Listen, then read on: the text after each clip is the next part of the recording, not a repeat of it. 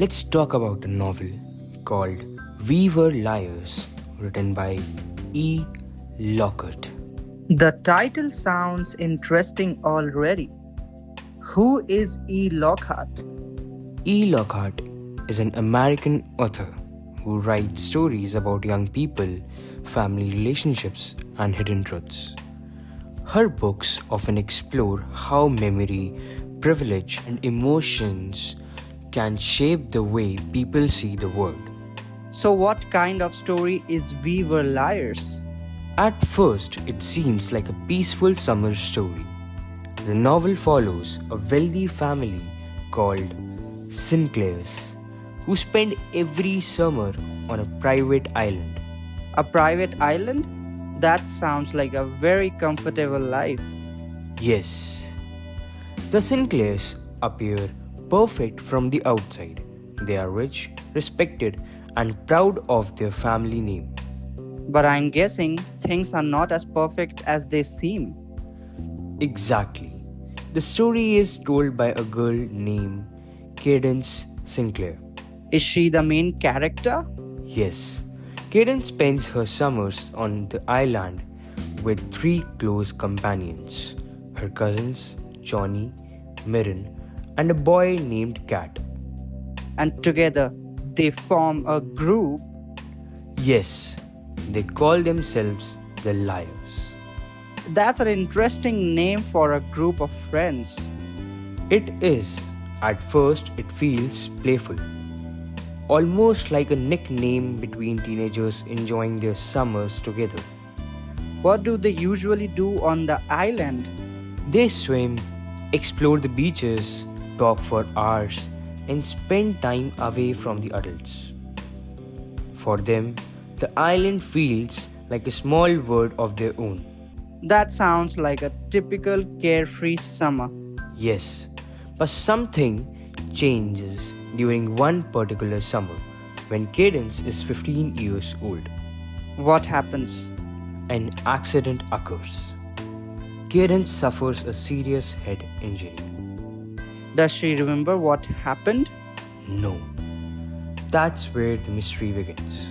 After the accident, Cadence cannot remember the events that led to it. So, part of her memory is missing. Exactly. When she wakes up later, she struggles with headaches, confusions, and gaps in her memory. And I suppose no one explains the full truth to her. That's right. Her family avoids discussing the accident. They behave as if nothing unusual happened. That must be frustrating for her. Very much so. Cadence begins to feel that something important is being hidden from her. So she returns to the island to search for answers? Yes, 2 years later, she finally returns to the island, hoping to reconnect with the Liars and understand what really happened that summer. Does she find things the same as before? Not quite. The island feels familiar, but something about it seems strange and incomplete. Almost like the memories themselves are uncertain. Exactly. As Cadence spends time with her cousins and Gat again, small details slowly begin to surface. And those details help her piece together the past. Yes, she starts remembering fragments, conversations, emotions, and tensions inside the family. Tensions? I thought the Sinclairs were a perfect family. From the outside, yes.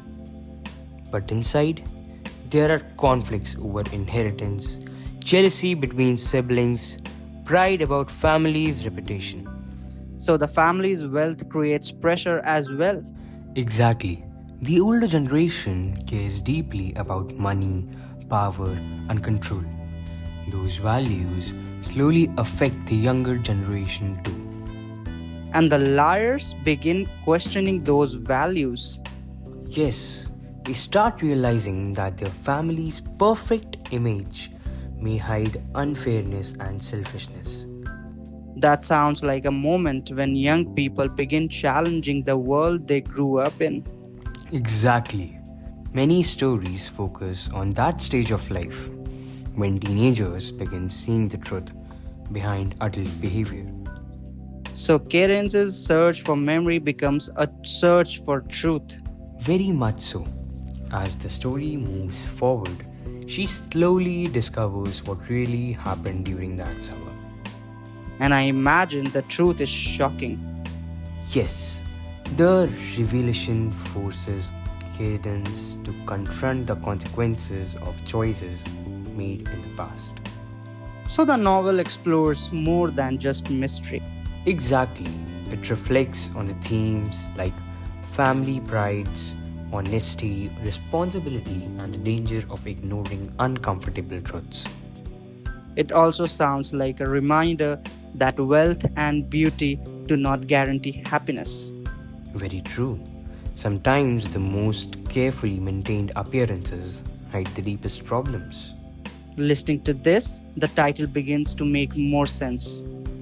Yes, the word liars does not only refer to the teenagers. In many ways, it reflects how families and societies sometimes hide their flaws to protect their image. Which means the real challenge is learning to face the truth. Exactly. Then maybe the real question is it more dangerous to tell a painful truth or to keep living inside a comfortable lie?